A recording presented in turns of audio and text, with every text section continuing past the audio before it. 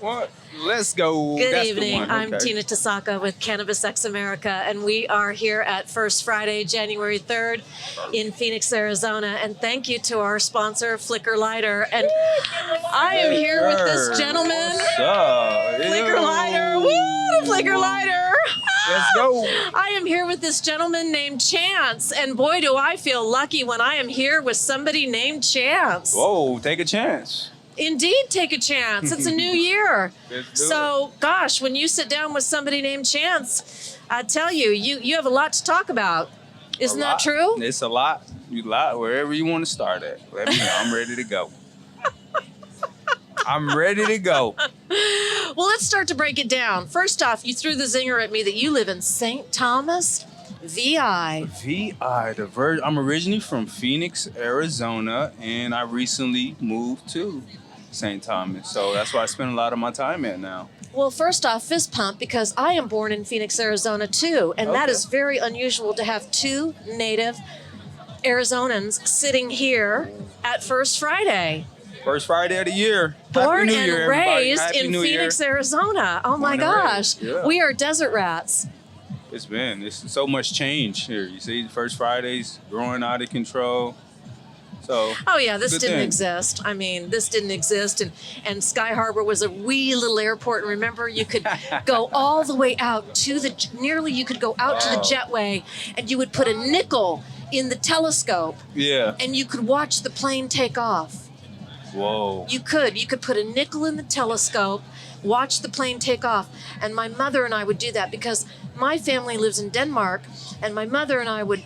You know, my grandmother would come over and various family members would come over from Denmark, which, by the way, Denmark used to own the Virgin Islands. Ooh. Speaking of the Virgin Islands, and to circle back to the VIs, and so we would say goodbye to our family members. We'd put that damn nickel in, and we'd just boo-hoo out there at the Phoenix airport, just sob and sob and sob. It's gone. That was it. We would, Quick as they would experience. say, you know, when sayonara as they were leaving, going back. Yeah. What do you think about the airport now? Oh, Sky Harbor is fantastic. I think it's one of the best airports. I think that they do extremely well for the amount of passengers. You know, I don't know the count, but you know, Vegas gets 43 million visitors a year. Vegas is an extremely busy airport, so I have to say that Sky Harbor is probably pretty close to the number of Vegas because of the hotel occupancy is close.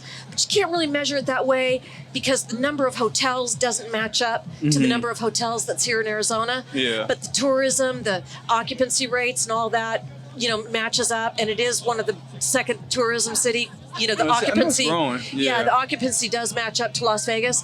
So I'm going to say that, you know, Vegas probably gets, you know, they get 43 million visitors, but you still get more people through the airport because people are transferring through the airport. But Sky Harbor is amazing. I think the airport's amazing here. Oh, so you did What your do you research. think? What do you think? I love it. I love Sky Harbor, seeing the changes and always traveling and being able to maneuver through. It's one of the easier ones to maneuver through. I think we can do better on like retail space as far as the airport, but other than that, I love it. Yeah, I just think, you know, and I know everybody's probably going to agree with me, you know, the $8 bottle of water, the $14 glass of wine, the $24 glass of wine. When is it ever going to change? It's not ever going to change. You know what I did learn over COVID is to pack an extra bag of patience whenever you're going to the airport. Yeah. So I always pack patience no matter what. It's true. That's what COVID taught me. It's true. Just something to throw in there real quick. Well, the airport travel changed after September 11th. That's when the game changed. You know, that's when we had to start all of the searches. That's when we all had to start putting everything in the bins. That's when the game changed, was after September 11th. And then COVID changed it another level. COVID did change it another level. But September 11th was really the big game changer. And but airports are, it's hit and miss. Yeah, they are. They are. So what's going on with you? We're obviously in the same industry together here. Yeah. Yeah. What's the lay of the land for you in the Virgin Islands? Pretty much just relax. Use island time. Everyone's on island time, so got some stuff going on there as far as industry stuff. Trying to build some stuff there and helping some people out that's just getting started. You know, Arizona, we kind of frontline the industry, so it's a lot of knowledge to expand and teach other people different things, you know. So the Virgin Islands it's been fun. Just starting in a new market. It's different. It's not traditional in the sense of what we know, as far as being in America, but definitely an island feel. So, but I'm excited to be out there. I love being out there, but Arizona's my home, and this is where I started at. So. Are you on the cultivation side? What are you doing exactly in the islands? We do a little bit of everything. I do consulting now. Okay. Consulting is where I'm at, so I pretty much handle all aspects right now. So there's not a particular space. That's a good space for you to be in. Particularly, can I ask how many years that you've been doing marijuana or been doing cannabis? I started this company called 420 Ultimate Tours here in Arizona. If anyone in the industry ever been to an event where they had like a smoke bus, that probably was one of our buses. So we started that back in 2016, but all together, been in for about 10 years. Yeah. 10 years. So it's been a while. You're at the expert level. We did some social equity stuff, and it's been pretty fun. But yeah, you've seen a lot. You have been. You were at the ground level. I mean, you were before Arizona even was recreational. You've seen 25 other states come online. You know, you have seen the battles. You have seen the ups and downs, the crooks and crannies. Yeah, 10 years is a lot in this industry. 10 years is like 20 years. Absolutely. It really is. I mean, the level of expertise that you have. I'm going on 8 years, and you just gain so much knowledge if you are in it every day. Even if you're just reading about it, you're hitting a podcast, you're hitting LinkedIn, you're talking to people, you're going to the associations, you know a lot about this industry. A lot. Yeah. So what I'm talking to anybody, if they are in the industry, what I'm talking to people about tonight is the cannabis lounges are going to be flourishing again in 2025. One of the main reasons they're going to flourish is because Governor Newsom signed the Assembly Bill 1775 in California, meaning that the cannabis lounges are able to serve food and beverage, non-alcoholic beverages, and they're able to have, finally, entertainment and music. So that's going to allow the cannabis lounges to thrive. Las Vegas has 3 cannabis lounges. Okay. And they're going to at least have another dozen open in 2025. 12 states have legalized cannabis lounges. Arizona is not one of those.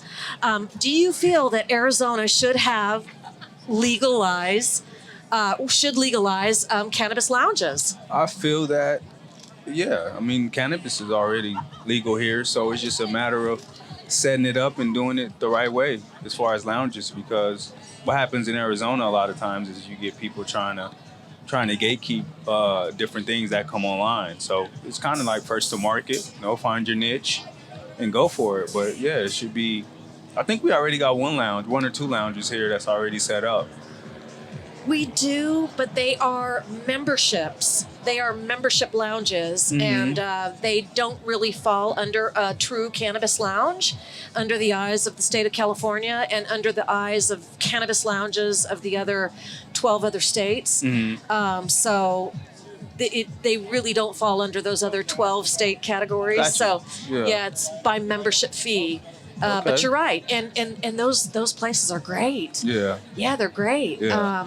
So if we were to do them more the style of Las Vegas style, it's I think they would be great here. I think that they would. I think that they would thrive and do real well. It's time. It's time.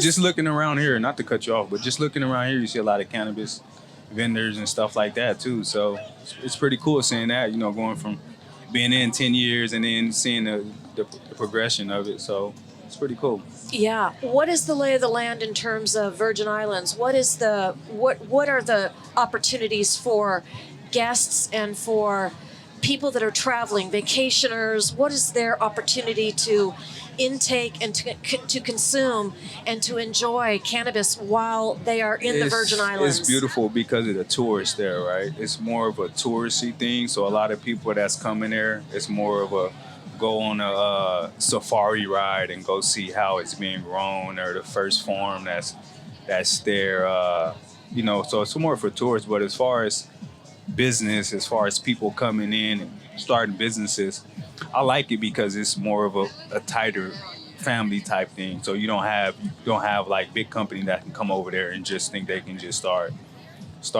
taking over. So that's what I like about the Virgin Islands is the tourist part. They get to feel where it's grown, or the origins of it, and so it's a lot different in the U.S. market. So our tourists can totally immerse themselves in an experience there, is what I'm understanding from you. Oh yeah.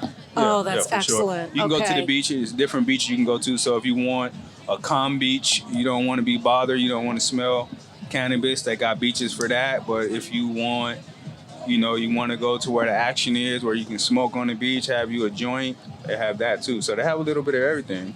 Can they travel in with their own product, or can they acquire the product while they are there? I don't think you can. I don't know about the federal rules. I'm not a lawyer or nothing like that, so I don't want to give any of that. Yeah, okay. We'll let them figure that out on their own. My common sense, I wouldn't do it. I wouldn't fly because it's already, anywhere you go, it's pretty much readily available. So gotcha. I wouldn't risk flying somewhere with cannabis, but hey, more power to you, to those who have those guts to do it. So there's dispensaries there. There's excellent. Okay. They're not full blown dispensaries, but they're getting there. Okay. They haven't got to the full blown dispensary part, but you have locals and stuff like that where you can get product. Yeah. That's wonderful. Yeah. Have you been? I have been to St. Croix and to Christianshavn. Okay. And I've been to St. Thomas, and I've been to, there was one other smaller island there. St. Croix, St. Thomas. Oh, help me. St. Croix, St. Thomas, St. John. St. John. St. John, St. John, yes. You got Puerto Rico, about an hour, yes. Quick little boat ride to Puerto Rico. You got the British Virgin Islands right there. You got Virgin Gorda. Virgin Gorda is a beautiful Tortola. place. Mm-hmm. That's where I take my friends that come in. Virgin Gorda is a good place. Mm-hmm. Yeah, I am long overdue for going over there, and I really need to hit up those islands for sure. Yeah. Well, Mr. Chance, this is just fabulous talking to you. Thank you. So please let our viewers know, how would they be able to reach you if they wanted to engage in a conversation for help, especially your consulting services? How would they be able to reach you? I have a nonprofit. It's called the Arizona Black Cannabis Trade Association. We're out of here in Arizona, so I help get that started. So if you need any information or any questions about the industry here or nationwide, just reach out to us on Instagram at Arizona Black Cannabis Trade Association, or just reach me personally, Chance420 INT. Or just quick Google search. You can get us, and we'll be happy to answer any questions. Thank you. This was pretty random, but I'm glad I stopped and talked to you. I'm so thrilled that you did, indeed. Fantastic. Well, and there you have it. Everyone, thank you so much. We are here at First Friday. Tina Tasaka, Cannabis X America. Thank you, Flicker Lighter. Flicker, yay!